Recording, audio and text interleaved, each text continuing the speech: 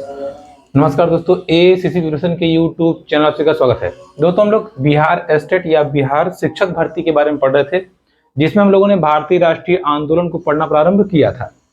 पिछली वीडियो में हम लोगों ने देखा कि काकोरी हत्याकांड या काकोरी रेल दुर्घटना क्या कह लीजिए कि काकोरी रेल जो लूटा गया था वो 1925 की घटना थी। ठीक है, यहाँ तक हम लोगों ने डिस्कस कर लिया था। आज की वीडियो में उससे आगे जो इंपॉर्टेंट पॉइंट या जो महत्वपूर्ण बिंदु है उनको हम चर्चा करेंगे।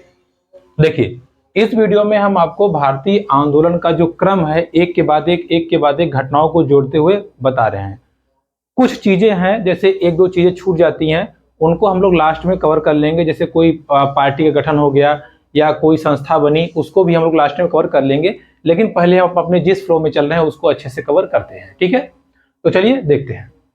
अब देखिए, इतनी सारी घटनाएं होने के बाद में जब अंग्रेजों ने देखा कि यार ये रेल लूट रहे हैं, ये चीजें हो रही हैं, तो और स्वराज की मांग भी हो चुकी है 1923 में, तो उन्होंने कहा अब कुछ रूल नया बनाना पड़ेगा, है ना। और ऐसा रूल बनाओ कि हिंदुस्तानियों को पता ही न चले।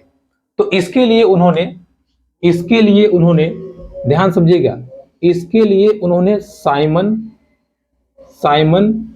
कमीशन, ठीक है, साइमन कमीशन। अब देखिए, साइमन कमीशन यानी, और ये 3 फरवरी 1928 3 फरवरी 1928 को ब्रिटिश से या लंदन से एक नियम पारित होकर आता है। देखिए, ये आदमी नहीं था, ये नियम कानून था। एक नियम कानून पारित होकर आया जिसका नाम रखा गया साइमन कमीशन। उसमें यह कहा गया कि देखिए, उसमें यह कहा गया कि भारतीयों पे जो रूल रेगुलेशन है या भारतीयों का जो भी ढांचा होगा या जो भी शासन होगा वो इस कमीशन के अनुसार होगा। भारतीयों ने कहा अच्छा ठीक है, कैसे होगा? तो भारतीयों से कहा गया देखिए, हम आपके लिए जो भी चीजें करेंगे इसके अनुसार करेंगे और आपके साथ कोई अन्याय नहीं होगा। तो कांग्रेस को बुलाया गया कि आइए इसके बारे में चर्चा कर लेते हैं। कांग्रेस गई। कांग्रेस ने देखा कि इसमें चर्चा तक की तो बात ठीक है, लेकिन इसमें जितने भी सदस्य थे 7 सदस्य पूरे क्या थे? पूरे के पूरे क्या थे? अंग्रेज थे। अंग्रेज।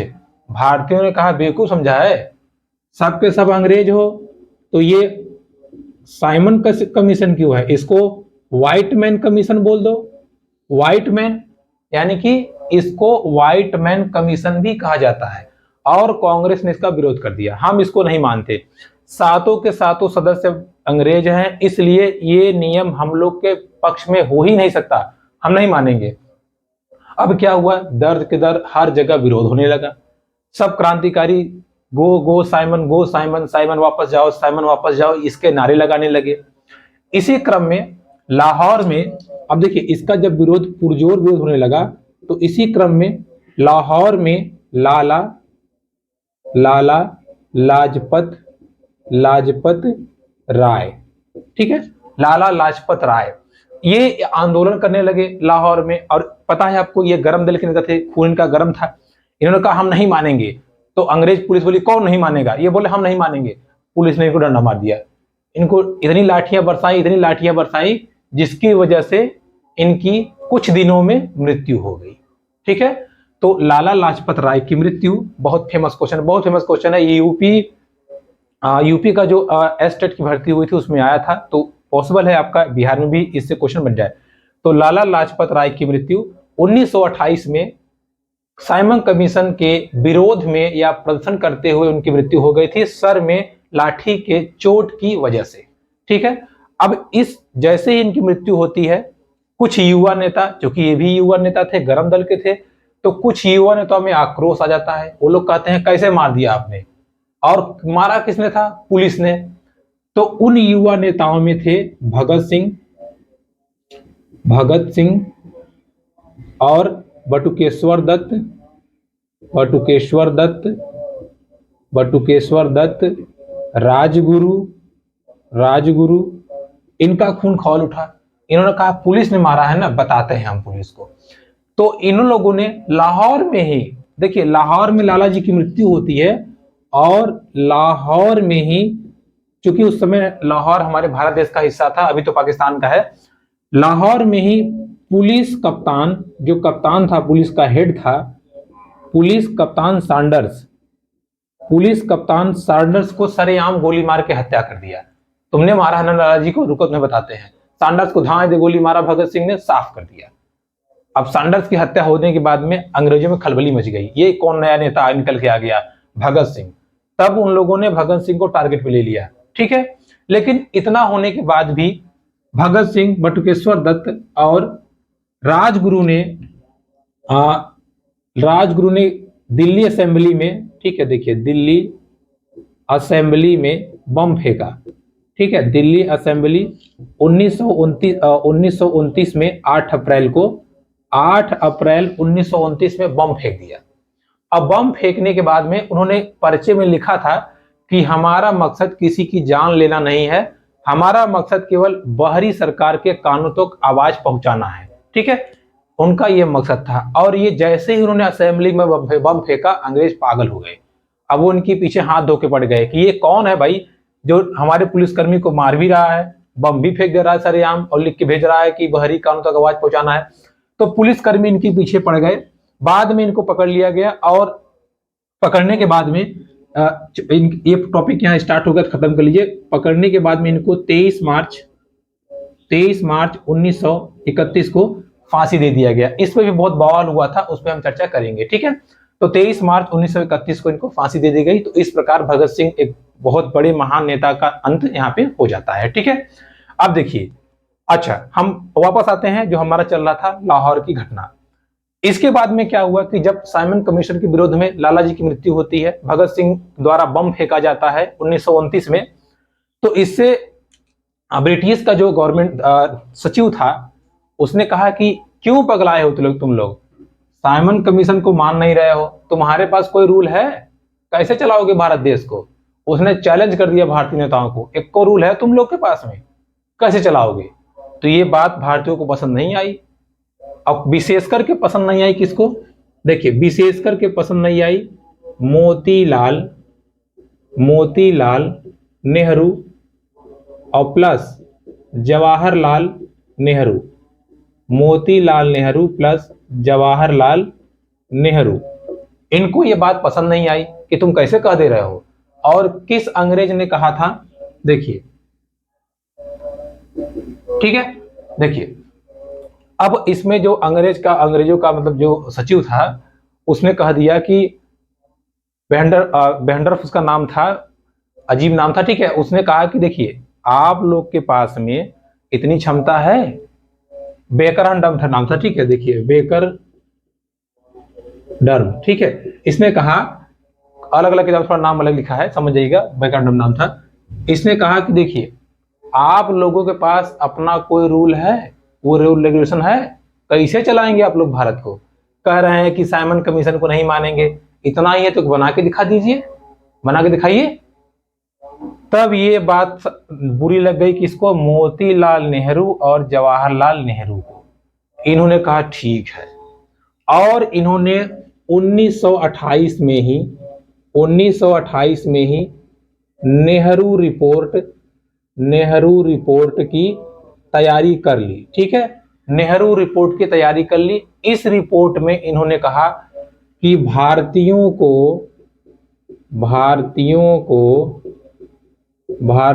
को डोमिनियन स्टेटस दिया जाए, प्लस महिलाओं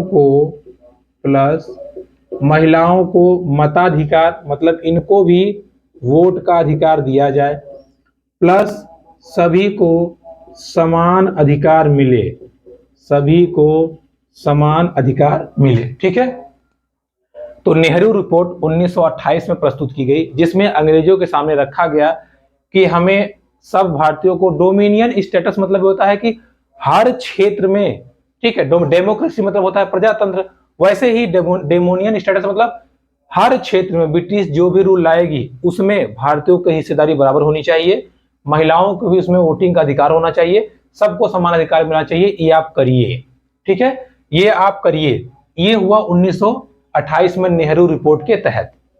लेकिन इसमें मुद्दा अब आ गया, कांग्रेस ने कहा ये आप क्या कर रहे हैं, नेहरू रिपोर्ट में ये क्या मांग कर रहे हैं आप कि सभी हिस्सों में भागीदारी ना, इन लोग से मांगिए कि हमें पूर्ण स्वराज चाहिए, हमें क्या चाहिए, पूर्ण स्वराज चाहिए। तो कांग्रेस और नेताजी सुभाष चंद्र बोस उन्होंने कहा नहीं नहीं नहीं नहीं, नेहरू रिपोर्ट को हम नहीं मानेंगे, ये गलत है, ये अंग्रेज लोग फिर कोई चाल चल देंगे, कुछ नया बनाइए।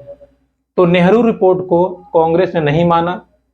फिर उसके बाद में कांग्रेस का अधिवेशन होता है, कांग्रेस का अधिवेशन होता है, अधिवेशन, देखिए ये सारी घटनाएं बहुत इंपॉर्टेंट है, और ये अधिवेशन भी लाहौर में ही होता है, लाहौर में ही। देखिए लाहौर में यहां भी हुआ, यहां भी हुआ, यहां भी। कांग्रेस का जो ये अधिवेशन होता है कहां होता है, लाहौर में, ठीक है। और ये भी होता है 1929 में। इस अधिवेशन के जो अध्यक्ष थे वो पंडित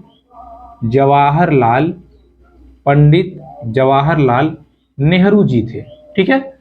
इस अधिवेशन में सबसे पहले कहा गया कि अंग्रेजों से पूर्ण स्वराज की मांग की जाए। पूर्ण स्वराज मतलब हटो तुम लोग निकले यहां से, तुम लोग के रूल की कोई जरूरत नहीं है, सावन कमीशन ऑफिसर गया तेल लेने, हम अपने राज्य करेंगे। सबसे पहले पूर्ण स्वराज की मांग की गई कांग्रेस अधिवेशन, लाहौर अधिवेशन में 1929 में, जिसके अध्यक्ष थे पंडित जवाहरलाल नेहरू। और 26 जनवरी 1930 को, ठीक है, 26 जनवरी 1930 को आजादी दिवस या स्वतंत्रता दिवस मनाने की घोषणा कर दी गई, ठीक है। 29वीं लास्ट में हुआ था, दिसंबर में हुआ था ये। तो 26 जनवरी 1930 से कहा गया कि अब से हम स्वतंत्रता दिवस 26 जनवरी को ही मनाएंगे। कब मनाएंगे, 26 जनवरी को ही हम स्वतंत्रता दिवस मनाएंगे। अब पूरी तरह से घोषणा कर दी गई कि हम भारत को स्वतंत्र मानते हैं, अंग्रेजों का कोई रूल नहीं मानेंगे, और आज से हमारा देश स्वतंत्र है। तो इसीलिए 26 जनवरी को जिंदा रखने के लिए, हालांकि हमारा देश आजाद हुआ 15 अगस्त को, लेकिन 26 जनवरी हम मनाते हैं रिपब्लिक डे के रूप में, इसी दिन को जिंदा रखने के लिए, ठीक है। क्योंकि इसी दिन सब लोगों ने मिल करके एक यूनियन के रूप में पूर्ण स्वराज की मांग की थी। तो इस दिवस को जिंदा रखने के लिए 26 जनवरी को हम लोग गणतंत्र दिवस की मांग करते हैं या मनाते हैं, ठीक है। तो देखिए जब लाहौर अधिवेशन हो गया पंडित जी के नेतृत्व में, उसमें जब पूर्ण स्वराज की मांग कर ली गई, तो अब लोगों को लगा अंग्रेज इतनी आसानी से तो मानेंगे नहीं। तो उन्होंने सोचा कौन ऐसा आदमी है जो अंग्रेजों को पगलवाया था। कहीं हाँ हाँ याद आ गया, कौन, गांधी जी। चलो, तो सब लोगों ने मीटिंग बना करके कहां पहुंच गए, गांधी जी के पास। उन्होंने कहा कि देखिए बापूजी अब कुछ न कुछ तो करना ही पड़ेगा, ठीक है। गांधी जी, हालांकि बापूजी उनको बाद में कहा गया, कहें गांधी जी से अब कुछ न कुछ तो करना ही पड़ेगा, ये लोग सुधरेंगे नहीं। तो गांधी जी ने कहा कि हम क्या करें, हम कोई आंदोलन करते हैं तुम लोग तबाही मचा देते हो, मारपीट करने लगते हो। कहे नहीं नहीं नहीं, अब मारपीट नहीं करेंगे, अब आप बताइए कुछ रास्ता बताइए। तो गांधी जी ने कहा ठीक है चलो।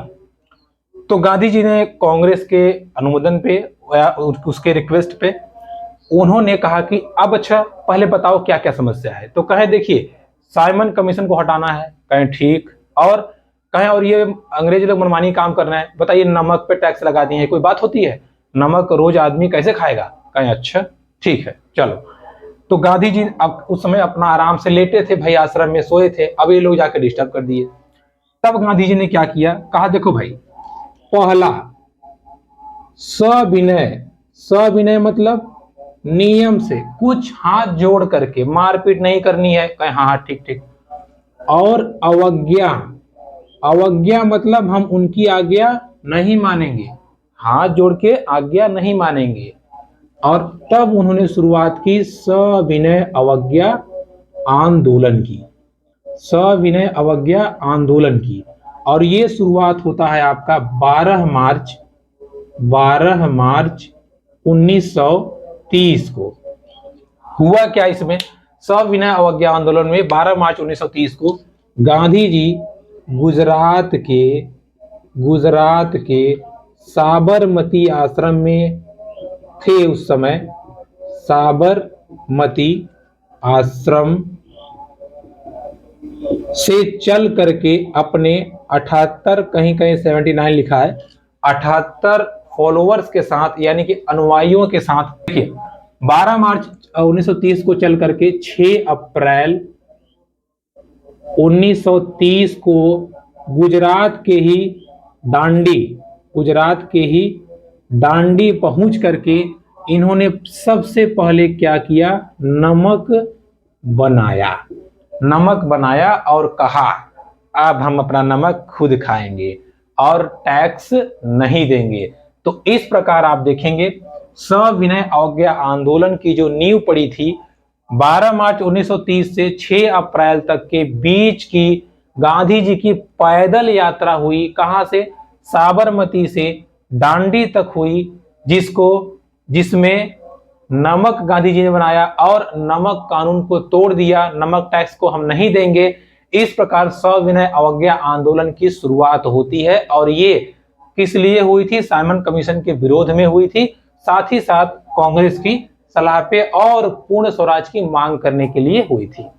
अब आप देखेंगे सविनय अवज्ञा आंदोलन का नाम एक तो हो गया सविनय अवज्ञा आंदोलन, दूसरा ये साबरमती से चले थे दांडी तक, तो इसको दांडी मार्च भी कहा जाता है। तो आपसे दांडी मार्च पूछेगा तो वो भी वही 1930 में हुआ था। इसमें गांधी जी ने नमक बनाया, तो नमक तोड़ो कानून भी इसी का नाम है।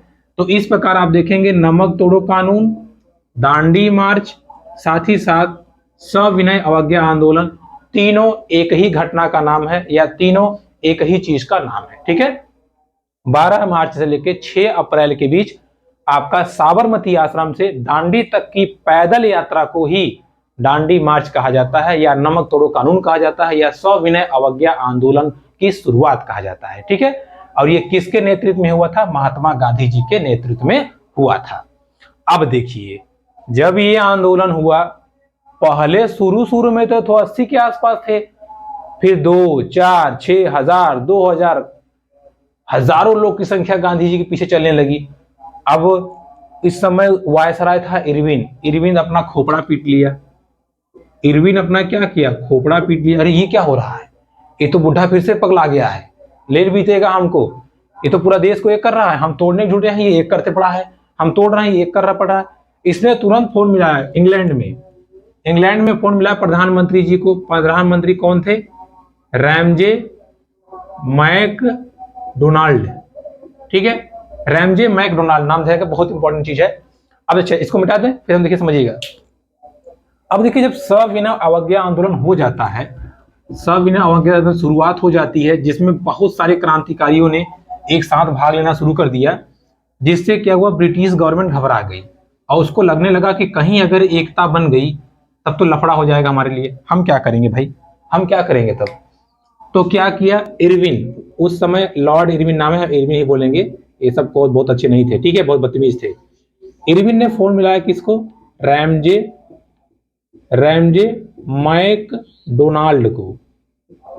मैकडोनाल्ड को, और ये क्या था, वहां का पीएम था और ये हमारे यहाँ का वायसराय था। ठीक है, इसने उनको फोन घुमाया कि अरे देखिए यहाँ बुढ़ा पगला गया है, हमारा काम बिगाड़ रहा है। तो रैमजे मैकडोनाल्ड ने कहा अच्छा बुलाओ उसको तो देखते हैं हम। तो रैमजे मैकडोनाल्ड ने पहला गोलमेज सम्मेलन, देखिए बहुत इंपॉर्टेंट है ये गोलमेज सम्मेलन, पहला गोलमेज सम्मेलन 12 नवंबर 1900, एक मिनट देखिए 12 नवंबर 1930 को पहला गोलमेज सम्मेलन कहां हुआ, लंदन में। इसने कहा रैमजे मैकडोनाल्ड ने पहला गोलमेज सम्मेलन 12 नवंबर 1930 को हुआ और इसने गांधी जी को तार भिजवाया कि आप आइए, क्या दिक्कत है आपको, आप आइए, हम साइमन कमीशन पे चर्चा करते हैं और उसमें जो भी बदलाव होगा हम कर देंगे, काहे आप ये पैदल चल रहे हैं, बुढ़ौती मन मरा जाएंगे तो। लेकिन गांधी जी इसमें गए ही नहीं, गांधी जी ने इसमें भाग नहीं लिया, और लोग गए लेकिन कांग्रेस और गांधी जी ने इसमें भाग नहीं लिया। ठीक है, कांग्रेस और गांधी जी ने इसमें भाग नहीं लिया। अब जब गांधी जी ने इसमें भाग नहीं लिया तो फिर रैमजे मैकडोनाल्ड ने इसको फोन किया इरविन को, ये क्या हो गया है भाई, और लोग आ रहे हैं, ये गांधी जी क्यों नहीं आ रहे हैं। तो इरविन ने कहा अरे वो बिजी हैं। किसमें बिजी हैं? आंदोलन कर रहे हैं। कहे उनको बुलाओ, उनसे मीटिंग करो, कैसे भी करके इस आदमी को यहां भेजो, कैसे भी करके। तो इरविन ने तुरंत समझौता किया किसके साथ? गांधी जी के साथ। अच्छा आपकी क्या दिक्कत है, आप बताइए क्यों आप ऐसा कर रहे हैं। तो गांधी जी ने कहा देखो, हमारे जितने नेताओं को तुमने जेल में बंद किया है, साइमन कमीशन के थ्रू जो मारपीट हुई थी, सबको छोड़ना पड़ेगा। तो उन्होंने कहा ठीक है छोड़ देंगे, नो प्रॉब्लम, चलिए और बताइए। उन्होंने कहा ठीक है, और साइमन कमीशन जो ये तुम लाए हो ना, इसको बंद करो। उन्होंने कहा ठीक है, इसको भी मान लेंगे, आप बताइए तो सही, और बताइए और क्या करें। और कहें अच्छा। उसी में गांधी जी ने ये कह दिया कि हिंसा से संबंधित जो है उनको छोड़ करके, चूंकि भगत सिंह ने बम फेंका था, वो हिंसा में सम्मिलित थे, इसलिए गांधी जी का ये जो शब्द था हिंसा से संबंधित जो नहीं है उनको छोड़ दीजिए, बाकी नेताओं को छोड़ दिया गया, भगत सिंह और राजगुरु को नहीं छोड़ा गया।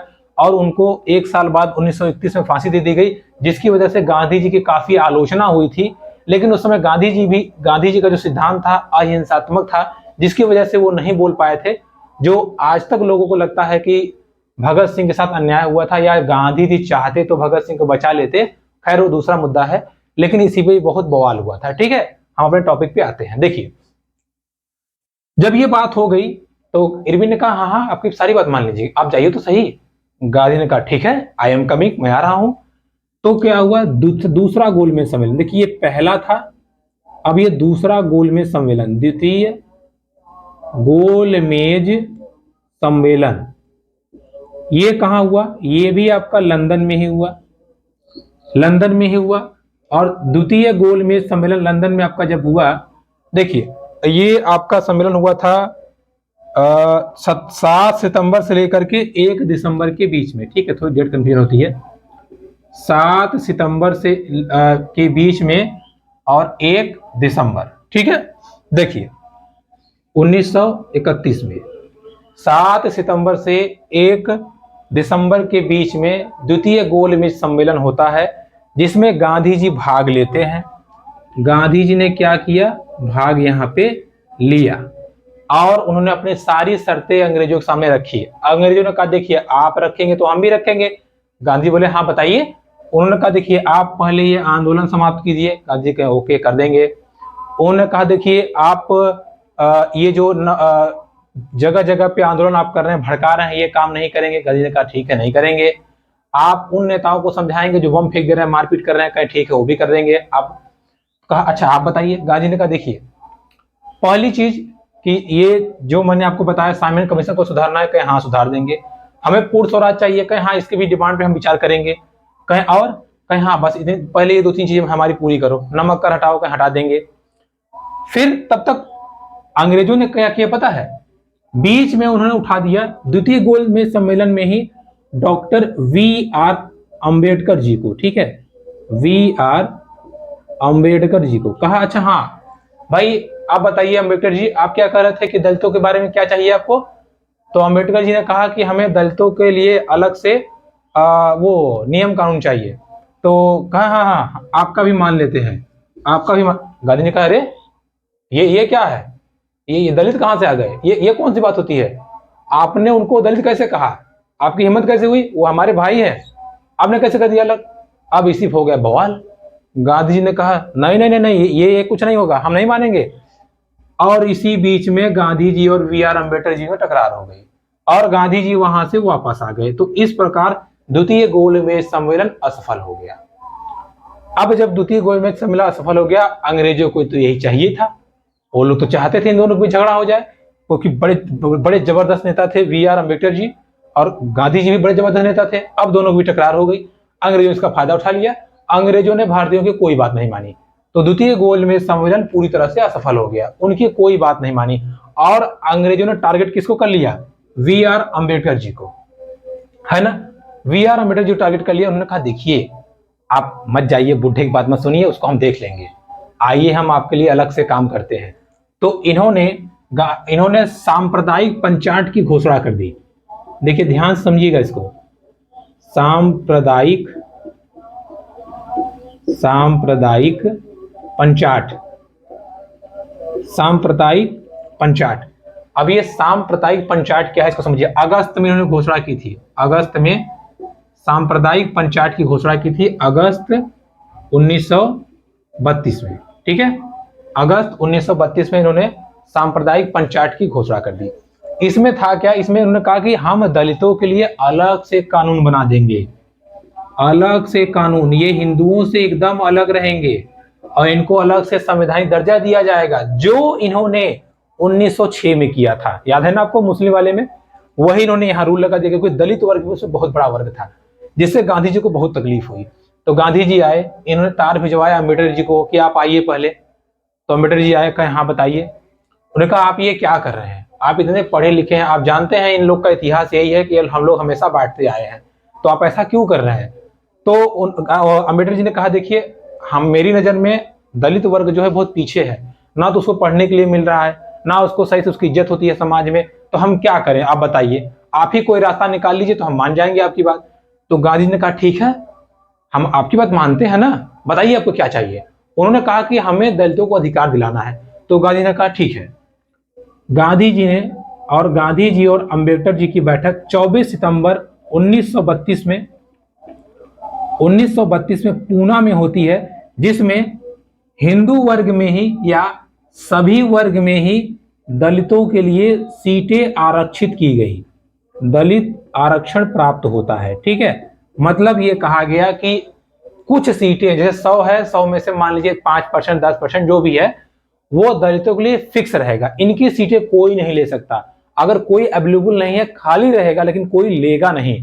तो ये बात अम्बेडकर जी को पसंद आई, उन्होंने कहा हाँ अब आप सही कर रहे हैं, ये हम दोनों का था। फिर दोनों ने हाथ मिला लिया। तो इस प्रकार ये दोनों बी आर अम्बेडकर जी और गांधी जी, जो दो बड़े महान नेता थे, दोनों के बीच मिलन हो गया और इस प्रकार हमारा देश फिर एक बार बंटने से बच गया। ठीक है, तो दलित वर्ग के लिए भी उसी समुदाय में या उसी हिंदुत्व में आरक्षण की बात रखी गई और उनको समान अधिकार दिया गया। ठीक है, अब ध्यान से समझिएगा, बाद में गांधी जी ने हरिजन सेवक संघ की भी स्थापना की थी, लेकिन जैसे ही खबर पहुंची मैकडोनाल्ड को, इसने कहा अरे ये बुढ़ा तो बड़ा चालाक निकला, इसने तो मिला लिया उसको, अब क्या करें, बुलाओ बूढ़े बुलाओ, फिर से बुलाओ। ठीक है, तो इसी बीच तीसरा गोलमेज सम्मेलन होता है, तीसरा गोलमेज सम्मेलन होता है, और तीसरा गोलमेज सम्मेलन आपका होता है 17 नवंबर को। ठीक है, 17 नवंबर 1932 को। लेकिन इसमें गांधी जी ने कहा बेवकूफ समझा है क्या, 5 बार बुलाता रहता है, नहीं आएंगे। बक गांधी जी इसमें भी नहीं गए और उन्होंने सविनय अवज्ञा आंदोलन पहले ही शुरू कर दिया था, यहां से आने के बाद में दोबारा शुरू कर दिया, 3 जनवरी 1932 को ही दोबारा उन्होंने शुरू कर दिया था। तो तीसरे गोलमेज सम्मेलन में भी गांधी जी ने भाग नहीं लिया। ठीक है, तो दोस्तों ये था हिस्ट्री, भारतीय राष्ट्रीय आंदोलन की प्रमुख घटनाओं के विवरण में अगला चरण। इसके आगे हम लोग अगली वीडियो में चर्चा करेंगे। वीडियो आपको पसंद आई और आपको लगा कि हाँ तरीका कड़ीबद्ध है, तो प्लीज चैनल को लाइक, कमेंट, सब्सक्राइब जरूर कीजिएगा। मिलते हैं आपसे अगली वीडियो, तब तक के लिए नमस्कार।